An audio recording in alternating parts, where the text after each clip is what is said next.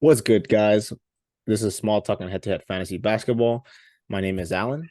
I'm Anson, and today we're going to be covering part two, ranked 16 to 30 of ESPN's rankings. They ranked at the top whatever players for the upcoming fantasy year. They made a ranking before. They updated it after the Damian Lillard trade. They updated their list, so we're reacting to part two of that list. Yeah, so part one should be up on our channel already. So if you guys want to watch part one first, you guys can go ahead. But yeah, we're gonna start with 16 to 20. So let's see who we got. LeBron James, Dejounte, Lauri, Jalen Brunson, and Kevin Durant. Kevin Durant. Kevin Durant's kind of low in my opinion, but hey, we'll talk about that and get to him. But number 16, LeBron James, obviously the GOAT at the moment of basketball, averaging 29 points per game last year. 0.6 blocks, about one steal, 7 assists, 8 rebounds. Hey, what else can I say, man? This guy's to go. Playing 55 games is a little concerning. He is getting older, obviously. So, him coming into this season, him playing 68 games, hopefully, I'm hopeful that he's able to play 68 games. And if he's able to keep his averages up 29 points per game, 8 rebounds, 7 assists, one basically around the same stats overall. I mean, hey, man, if he's able to still come in here and drop these numbers, I think he's gonna be a very, very solid fantasy year for him. Yeah, LeBron, you're just taking a risk of how many games he's gonna play. He is pushing 40. You have to remember that. So as good of a player as he is, he's missed a lot of games over the last couple of years. You really have to worry about that. There is a report. I don't know how serious you should be taking these offseason report. Actually, I do know. In my opinion, don't take him too seriously. It's kind of like the Ben Simmons shooting three videos that you always see, right? You take him with a grain of salt, but there are articles coming out. Not James Harden, LeBron James has reportedly been hitting the training facilities at 6 a.m. preparing for the NBA season like a rookie, like someone who just entered his first year of basketball. So he's getting ready, he's prepping. At the end of the day, no one beats Father Time, but if he's able to play just 70% of his younger self, he's definitely gonna crush uh, this 16th ranking. We've seen when he's healthy per game, he's a top 10 player. Per game, he's ranked number 8, right? Usually ranked number 8. So I think you're just rolling the dice here with LeBron. Yeah, yeah, definitely. Like Anson said, couldn't say anything better. Nothing beats Father Time. So we'll see what LeBron James can do this year. It's like followed by very, very interesting. You know what? This is flaming hot basura trash take right here. 17, Dejounte Murray. Hold on, man. They put Dejounte Murray next to the GOAT. Can you believe that, Anson? Cannot believe this. Well, they did drop him down because they had him at 16, so they corrected a little bit. This is not even a correction, man. Throw him out the list, man. Hold on. Okay, hold on. I don't hate Dejounte Murray. So Dejounte Murray, if you ever watch this, I don't hate you. Don't worry. I just hate where ESPN put you at. I mean, 21 points per game this season is what they're projecting him at. Playing 76 game as ranked 17 is crazy. I don't get it. Like how is he here? Even if the totals add up, like I don't think he's here. I mean, you can pull the fact check on me there, Anson. But yeah, 21 points per game, playing 76 games. I don't think that puts him at ranked 17 in the ESPN fantasy list. Like in my opinion, I'm not drafting Dejounte Murray 17, man. If you guys drafted Dejounte Murray in 17, you guys might have a screw loose in your head or something. I don't know. But yeah, I don't think he should be here. I mean, I think he's gonna have a good fantasy season. I don't think he's gonna be this high. I think he could be top 30, top 25, maybe. But that's the absolute ceiling for Dejounte, in my opinion. I'm not gonna say, he's gonna be just like how he was in the Spurs, because when he was on the Spurs, he obviously did everything. I think this rank 17 is kind of trying to put him back up there where he was in the Spurs, because he did have a very, very big drop off, once he came to the Hawks. But yeah, I don't think this season is gonna be that crazy for Dejounte Murray. What do you think? I definitely agree with you there. Just to play devil's advocate, I think that there are some upside to DeJounte, just the same upside Trae Young has, where there is no John Collins. There is gonna be 15 more shots.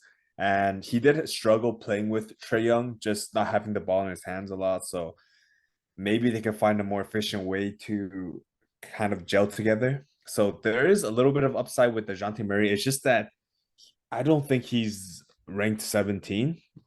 Last year he was ranked 35 when it came to average. So 17 and 35 is pretty big difference, right?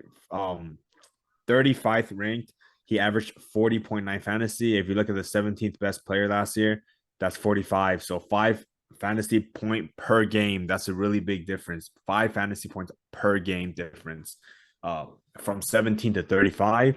So even without John Collins, I don't think it jumps up by 5. On top of that, if you look at why ESPN ranks some of these players a lot higher, it's usually because of their ability to play. If you can stay on the court, ESPN usually ranks you pretty high, a lot higher, but he was ranked 16 in totals. So I don't think usually if other players they're projecting LeBron to average 68, if they're projecting Curry to average 70 games, these players that are around DeJounte are going to blow his numbers out the park if they actually play 60, 70 games. So him playing him being ranked 16, honestly, I could see him being drafted around 22 to 28. I don't see him anywhere here. But moving on from the Dejounte Murray, we got my favorite player right now, Lauri Markkanen. Right, so Lauri Markkanen plays a pretty good role for fantasy. He is a power forward. Like we said already, power forwards are very limited. Right, so if you're able to get your hands on a good power forward, I recommend you drafting a power forward early, so you don't have to be forced to draft, John Collins, for example. But for Lauri Markkanen, they're projecting to average more points per game this year. Less assists, a bit less rebounds. Efficiency goes down a little bit, but yeah. So overall, I think Lauri Markkanen's gonna do better. I can see him doing better. Definitely can see the Utah Jazz making the face of Utah. So if he is, then this is definitely a pretty good projection for him here. But Lauri at 18, it's not bad just because, like I said, he is a power forward. But in my opinion, it is a bit early for Lauri. But overall, I mean, if you really like him and you need a power forward, nothing's stopping you from grabbing him here if he's able to play 74 games for you. Yeah, I agree with everything you said. I think 28 it's pretty high, but he could get there. No guarantees that he could get there. 18 slightly high. Just seeing Lauri Markin here just kind of remind me like where is Siakam? That's another power forward there. I definitely take Siakam over DeJounte Murray. I'm not really sure why Siakam isn't here. Siakam he played 71 games last year. He was higher than DeJounte Murray. I know this isn't about Siakam right now, but just reacting to how bad this list is, right? Siakam is straight up totals higher than DeJounte Murray, average higher than DeJounte Murray. There's going to be no Fred VanVleet next year, so there's going to be so much opportunity for Pascal Siakam. He's also in a very desirable power forward spot. Averaged 43.5 last year, which is two higher than DeJounte Murray.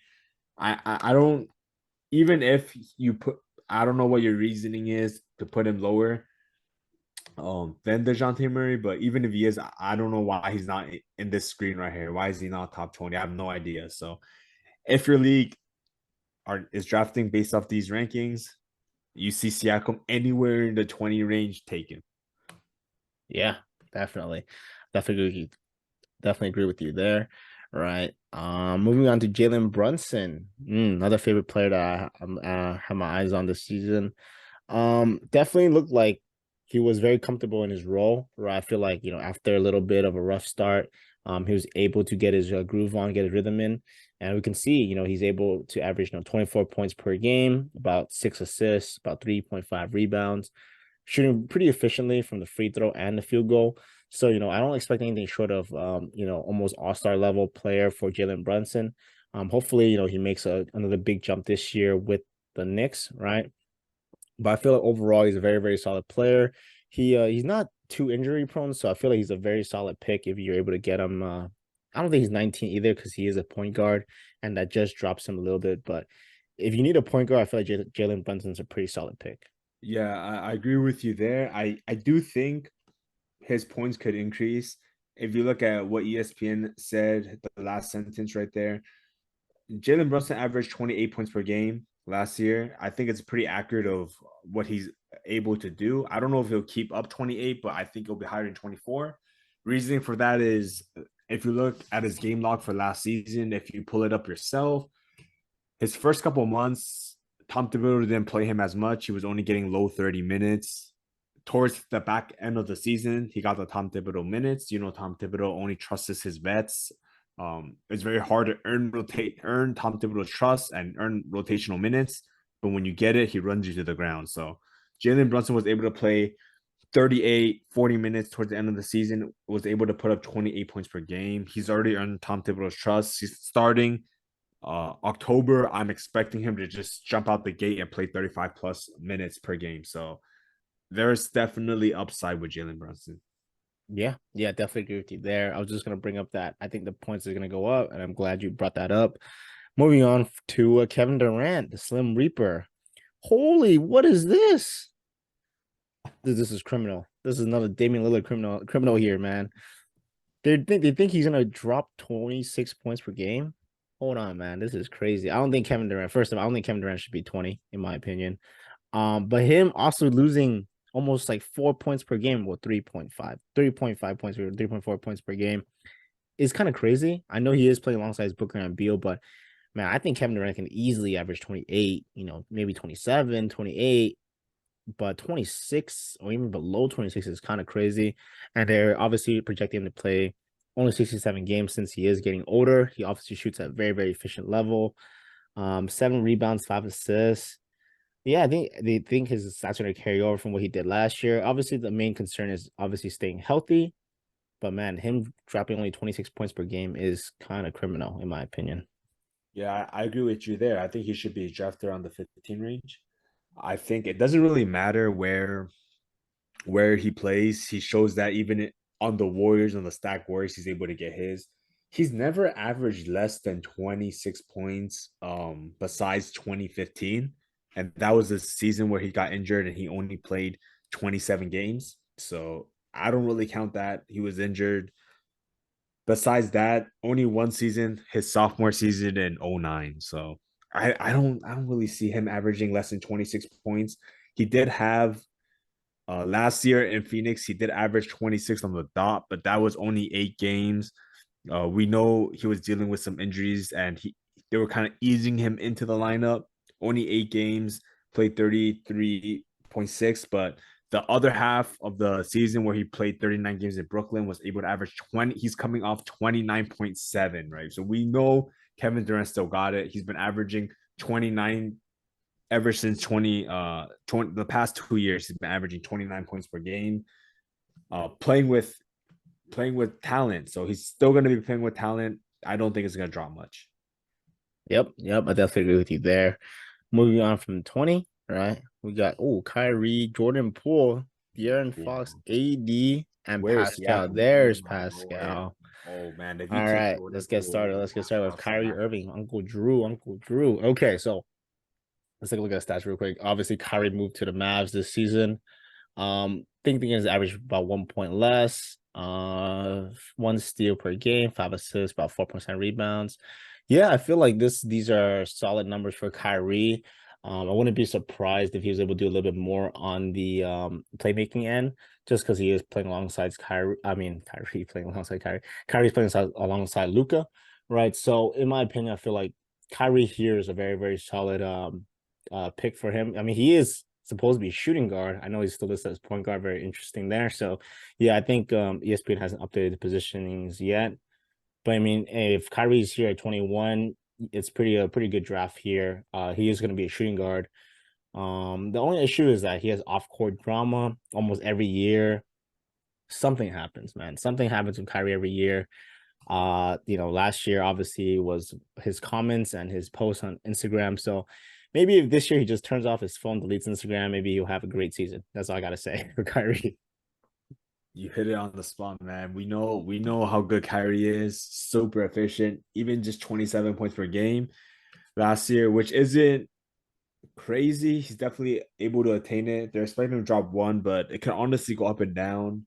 We don't know. But last year, after post trade deadline, in his 19 game sample size in the Dallas Mavericks, he was able to average 51.5, which ranked him at number 7. So you're getting a front end Back end, first yeah. round player, Oh yeah. front end first round player, if he could stay healthy, right? So Yeah. that's just what you got to worry about with Kyrie. If he doesn't stay healthy, obviously he could be a top 50 player. He could be a top 5 player if he stays healthy. Yeah. I mean, if he's able to still, just turn off his phone, like I said, then definitely a top, top 12, top 15 player for sure. And followed by Kyrie is probably the hottest take of this draft, Jordan Poole. Okay, if you guys haven't seen our other video where we kind of roasted him, but Anson can do his, his signature Jordan Poole if he wants. But at the moment, he's gonna average 28.6 projected by ESPN. That is still a crazy number to me. I cannot see it. I can't see it. Maybe 25, 25, 26. They're projecting to average 28 to 29, basically. 28.6 is 2029. We know he's going to a bigger role. I understand that. But if you just look at his efficiency from last year, he's shooting 20 points on 43% efficiency. And if he's gonna shoot 8 more points, it's gonna be more efficient is outrageous. It's ludicrous. You gotta ask me. I don't see him here at 22 either. Like I know he's a good player. If he's able to work on his consistency, then yeah, he can get to this level. But I mean, I haven't seen anything yet. I'm not trying to knock him down. I know he's on the Wizards. I know he's probably been the number one option, but I have to see more. I have to see something more from him, other than the fact that he played without Curry. But yeah, Jordan Poole here at 22 it's pretty hot. It's just as hot as Dejounte at 17, man. I'm gonna say that right now. Yeah, I don't really feel like talking about Jordan Poole again. I think you said everything. Right. It's kind of a reach 28. I think, like you said, 26, but just don't understand why the efficiency goes up alongside with the points. And then you're increasing the assists, which is fine.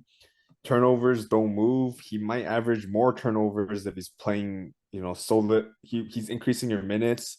Jordan Poole is a very turnover prone player, and he's probably gonna handle the ball more. So if anything, his turnovers should take a huge increase. I'm not hating on Jordan Poole at all. I just don't think these numbers are realistic for Jordan Poole. 4 threes a game from 2.6 it is doable, but if you're increasing, like if he's taking more 3-point shots, I'm expecting the field goal to go down. Obviously, people that shoot threes more often, their field goals usually go down. People like Mitchell Robinson, who take all the shots in the paint, leads the league in field goal percentage, right? So definitely be watching Jordan Poole, but if he's around this range, don't take him. I'll say wait a couple rounds. Yeah, man. If you look at our players around them, you can grab any of these guys. These guys are all better than Jordan Poole, in my opinion, man. And if I'm wrong, come back to the video and flame me. If Kyrie Irving underperforms or De'Aaron Fox, dude, there's no way. I just don't see Jordan Poole being alongside these guys, especially above these guys, in my opinion. But moving on to De'Aaron Fox, right? One of one of the more underrated players, I would say, but obviously last season he definitely proved himself, in my opinion. Him coming out, bringing the Sacramento Kings into a playoff position, I feel like that's something that is, I don't want to say it should be overlooked, right? So in my opinion, I think Fox is gonna look to, basically kind of replicate that this season, maybe even do better. We know last year he struggled with his 3-pointers, maybe struggled with some playmaking, but I feel like this season, he definitely can improve off of that, and he's still young, right? And we also know he's a very, very good slasher in inside game. So if he's able to get his shot well, I think he's going to be pretty unguardable. So I think his numbers should increase. I think he should do a lot better this year, in my opinion. Like I said, if there's De'Aaron Fox and Jordan Poole, and I go on the board, I might grab De'Aaron Fox over Jordan Poole. Another thing I want to bring up, quick thing, is that De'Aaron Fox is also a point guard, so you do have to remember that. Yeah, it's not too much to say. They didn't really move his rankings or his projections too much. Just point 0.3 here, point 0.2 there. So De'Aaron Fox, yeah, around this range. Take De'Aaron Fox if you have a point guard slot open. The next player, we know this guy could be a top 5 player or a top 200 player because he can miss the entire season. Basically. Last year, Nicholas Claxton was better than him. So Whoa. Hey, he's not wrong. He's those not those, wrong. those are just the numbers. I'm not making anything up, right? So he could be a top 5 fantasy player. Just is he gonna stay healthy? he is playing.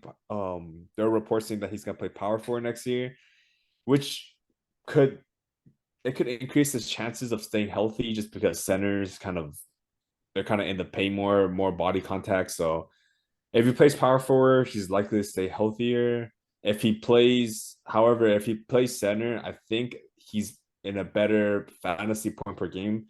Uh, he's able to produce more points per game because he's gonna be in the paint more. He's gonna get more rebounds, and he's gonna be the main rim protector. But we're just gonna have to see. He's gonna be sharing the floor with Christian Wood last year, where last year he wasn't really sharing the floor with any significant center. He was only sharing the floor with Mo Bamba, who came in late, and then Wenyan Gabriel was really our only other center. So Yeah, I mean, there's nothing much to say about AD. You kind of hit it on the spot. Just see if he can stay healthy, right? I mean, this is what I mean about common position because AD can play power forward. There'll be some nights he plays center. It just doesn't make sense to force players to play one position when they can obviously play two, right? But yeah, I feel like maybe ESPN should update their rankings soon, so we kind of or up their positions soon, so we kind of really finalize, where they should be ranked at. Um, Moving on to Pascal. Pascal's way down here for no reason at all. I feel like there has to be some hate behind the ESPN people who just put him here. There's no way he's gonna average less points. Do you see this, Anson? He's gonna average less points when Van Vliet is gone, and he's probably getting more touches, right? A little bit more rebound, less assists. So they think he's gonna stay the exact same when they lost a really, really like a really good player that takes up shots and takes up playmaking abilities. I think Pascal Siakam's in for a good season, right? I think he's be better than 25 for sure. If he stays healthy, I can promise you that. Like if he stays healthy, he's probably be better than 25. But just how well he's gonna play, I'm still not sure. We haven't really seen a game where he has played without Van Vliet at the moment. So, but I do think that he's in for a great season this year. So if you're able to get Pascal down here somehow, no one drafted him, man, you got a really good pick here, in my opinion. yeah, I have no idea where they're coming up with the logic of these projections. I wish I could talk to whoever did Andre Snellings make this list? Whoever made Probably, this man. list. Probably. I don't know. I don't know who made this list. I'll scroll up and check later, right after this video. I'll let you guys know in part three. But yeah, I have no idea why he's so low. Points are dropping, and I have no idea why assists would drop because Fred VanVleet, their main ball handler, is gone. So I'm assuming Pascal Siakam, he's probably after VanVleet's gone, he's probably the second best playmaker behind Scotty Barnes. Maybe shooter, but shooter doesn't really play make as much. So there's going to be a lot of playmaking opportunities. I expect the assists to go up. I think the points should go up. If I had to bet, I think the points will go up. So I do have Pascal Siakam projected a lot higher. On top of that, this is why I want to talk to them because I don't know where the numbers are coming from. The reboundings does go up by zero point 0.2, which isn't a big difference, but why project it to go up 0.2? Like, what is the logic, right? Is this calculated somehow? Because last year, Pascal Siakam was the center, so he was able to get more rebounds. They didn't get Jakob Poeltl until the post deadline. So he was playing center, then he was playing power forward. When he played power forward, his rebounds dropped from 7.9 before the trade deadline. He averaged 7.9 rebounds per game. After the trade deadline, it dropped to 7.3. So it dropped 0.3, right? Averaged it out to 7.8 this season. I mean, it could happen because 0.2 is not a big difference. But if you're going to project numbers, wouldn't it make sense to actually drop his rebounds lower because he will have Jakob Poeltl for the entirety of the season? I don't know. Yeah, I just don't see it, man. I don't know why he's still down here. I feel like everything you said makes sense, right? Like if you just think logically, Pascal Siakam should be in for a better season than he did last year. But hey, man, let's move on to the next five, right? After Pascal, Bam, DeMar, Vucevic. You got two Bulls players, Zion and whoa, Paolo Banchero. Interesting, interesting. Very interesting. We'll start off with Bam first. I think Bam is gonna be a solid pick. Just look at his stats. He was able to play 75 games, stay very healthy. 20 points, 9 rebounds. I think the rebound should go up in my opinion. I feel like still has room to improve in my opinion. So I think this year for Bam, it might be a really good season for him. they're projecting him to do 21, one block, one steal, 9.5 rebounds. I think he could do more on a defensive end in my personal opinion, but yeah, I think Bam at 26 is solid just because he is a center. All right, if you need a center, I think Bam's a really good pick. But yeah, what do you think about Bam here? I don't think there's much to say with Bam Adebayo. I think if you want a safer pick, you go with Bam. You know, even though he played 75 games, he has some injuries in the past, but he's a very safe player. I think that Miami is going to need more help scoring the ball. They didn't land Damian Lillard. Maybe if they land Drew Holiday, then I might not be so high on Bam, but they just lost Max Strus. They just lost Gabe Vincent. They're going to need a lot of help on the offensive end. So I'm surprised I haven't seen his teammate Jimmy Butler here. You know, Jimmy Butler should be around this range as well. Yes, he does have injury concerns, but I think they should both be around the same range. If you want someone to play more reliable, I think Bam is pretty good. And I haven't seen Victor Wembanyama yet, but Mm-hmm. I think if you want to go to opposite end, right? Because you know what you're getting for Bam. You're getting a 2010 guy, basically 29, 2010 guy. There isn't too much upside with Bam. Doesn't get incredible amount of blocks. So in terms of fantasy, you just know exactly what you're getting from Bam. If you want to go a riskier route, in my opinion, you just go with Victor because Victor is a guy who can also have these numbers, 20 and 9, but he could come out with 3 blocks per game, or he could be a bust. You know, he our fantasy bust. He could be a fantasy bust. So at the end of the day, you know, safe pick, Bam. Yeah, like you said, I'm very surprised. Like you said, Jimmy Butler, Victor Wembanyama, some other players that should be here that aren't here. But yeah, moving on from Bam, we got DeMar DeRozan, right? DeMar DeRozan here is also interesting in my opinion. I mean, I know he did pretty solid last season. Um, I feel like this is still kind of high since he is getting older. I don't think he's gonna be getting better, right? They think he's gonna play better. He's gonna average 25 more, he's gonna average 25 points.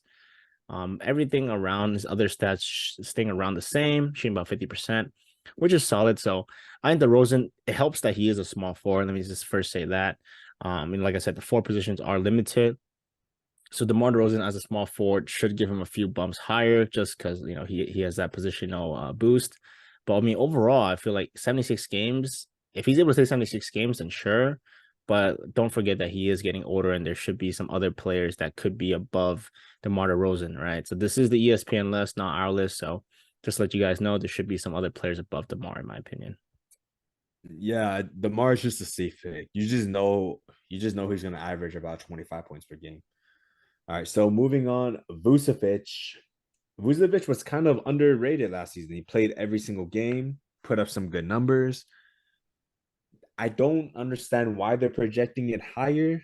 Maybe because he had a rough start and then picked it up, but he is getting older. You got to keep that in mind. This is, in my opinion, a little high. I would rather take the risk. Vucevic is safe. We know we've seen Vucevic for years. We know what he's about. We know he's gonna put up some decent. He's gonna be a very good player. But at this range, I would rather take the risk on Victor Wembanyama. How about you? I definitely agree with you there. Vucevic, DeMar Rosen, both Bulls player. I don't know. Maybe who is Andrew Stanley make this list? If Andrew Stanley makes this list, maybe he's a Chicago Bulls fan. Maybe he's a Toronto Raptors hater. I don't know. But yeah, Vucevic and DeRozan, even Bam, like in my opinion, I feel like I would take Victor Wembanyama over all of these guys. But that's in our personal list, and that's not just what this video is about. So moving on from Vucevic, right? I think we have Zion Williamson, a very interesting player, in my opinion. He is struggling to stay healthy, as you can see. He only played 29 games last season, averaged about 26 points, and they're thinking he's going to take a big jump this season. Wow, 30 points per game. Very, very big jump. If he can stay healthy, man, this is borderline first round. Look at his efficiencies. If he's Oh, able to drop 30 points per game, this shooting is for sure 62% first from the round. field. Yeah, this is for sure first round. Yeah, 30 this points. is this is for Yeah. sure first round, man. Yeah. If he's plays 62, then Yeah, man. Forget everybody. This guy should be like in like the first top 10, bro. Oh God. But yeah, there's obviously, the con side of Zion Williamson is that he is struggling to stay healthy. If he is able to stay healthy, I wouldn't expect him to play 60 games. I would say if he's able to start just moving in a good direction, playing maybe 50, 55 games, maybe average the same stats he did, 26 points per game. I think that's really a really good start already. Him projected to do 30 points per game, you know, playing 62 is a lot, in my opinion. He is the definition of high risk, high reward, right? When he's on the court, insane player, plays extremely well, can drop easily 50 fantasy points per night. That's like I said, if he's able to stay on the court. But let's see what he does for this season. He also has the power forward boost, right? He is a power forward, so he does get that boost up. But yeah, that's kind of all I have to say for Zion, man. If he can stay healthy, let's see what he can do this year. Yeah, I think ESPN finally got something decent. I would have Zion ranked around here too. It's just risk to reward. If you could just pause the video real quick, read the description. It even says right here, one of the highest risk to reward players in fantasy basketball. If he plays majority of the season, he'll be worth a first round pick. But only played 29 game once in his 4 seasons. So definitely just pick your poison, right? Yeah. And yeah, pretty happy with Zion. What I'm unhappy about is where's Fred VanVleet? Why is Paolo above Fred VanVleet? Fred VanVleet's going to be in Houston. I'm sure Fred VanVleet will be. If he's not in the next 5, hopefully we talk about him in the beginning of next video. Because we haven't seen this list. It's genuine reaction, but yeah, they have Paolo Banchero here. What do you think about Paolo being here? Man, Paolo is interesting, is what I would say. Very interesting. They projecting him to do 24 points per game, 8 rebounds, 4.5 assists. Very, very solid numbers, but his efficiency is kind of struggling. Don't get me wrong. I think he's going to have a big jump from what he did last year. Not a big jump, but a jump from what he did last year. I think he's solidified himself as a solid NBA player, maybe even a fantasy player. So, excuse me, I do expect him to do better this year. I just don't think he's top 30, man. He's playing. ESPN is ranking him above players like we said, right? Jimmy Butler, Victor Wembanyama, Van Vliet. Like, it just doesn't make sense, right? Like, I mean, even if he plays 76 games, I just don't really see him being the 30th best player, in my opinion, for Paolo. Yeah, so typically with players that play a lot of games, Paolo Banchero played 72 games last year. Typically with those players, ESPN do give him a boost. So 30 is a bit high. I'll explain. Domantas Sabonis ranked at 4 at totals last year. His average was 15. They ranked him at 9. Kind of reasonable.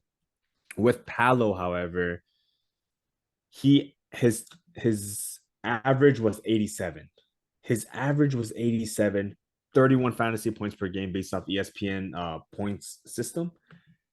That puts him at only 68 at total. It didn't even jump him up that high, right? 68 total, and they're jumping him up to 30. So they ranked Sabonis at 9, which was between his total and his average. With Banchero, they just shot him 38 rankings up. So with Paolo, you're really just drafting on potential. He can make that second year. We've seen it a lot with second year players. Luka Doncic did it. His second year went from 23 to almost 30 points per game. So Paolo Banchero, they're expecting this huge rookie jump from him. You could go for it. At the end of the day, it's fantasy. Anything can happen. My personal opinion, playing fantasy for a very long time, almost 8 years of fantasy, I don't think you should take Banchero at 30. Haven't really figured out where to an exact number to take Paolo, but if you look at our tier list, you can find it. I think he's in one of the lower tiers, maybe tier 4 or 5. So maybe around the 40 to 60 range, because last year, the fact that he was able to play 72 games and only rank at 68 for total is kind of a red flag for me. Yeah. I don't think you could have said it any better. Paolo here is crazy, judging from the fact that Pascal is 5 ranks above him. Like, I just don't see it. I mean, if Paolo is dirty, he needs to show me something like ASAP. Right? I think you can get to 30, right? But maybe not this season. Maybe the season after this, let him develop a little bit more. But who knows? Maybe he'll take a big jump, right? Like you said. But I think that should wrap up this video. Is there anything else you had to add for them, Anson? I just want to bring up one more quick thing. You talk about Pascal Siakam. I just mentioned that Banchero out total was 68. Pascal total last year puts him at 14th. So why is Siakam not on this list? I don't know. But anyways, stay tuned. We're gonna keep roasting ESPN. Part 3, part 4 coming out very soon. Just let us know if you disagree with us. Let us know. If you have any questions, let us know. Make sure to follow, subscribe. We'll be dropping more advice, so you guys don't have to, you don't have to rely on lists like this. Yeah, and any ESPN analyst is looking and watching our videos.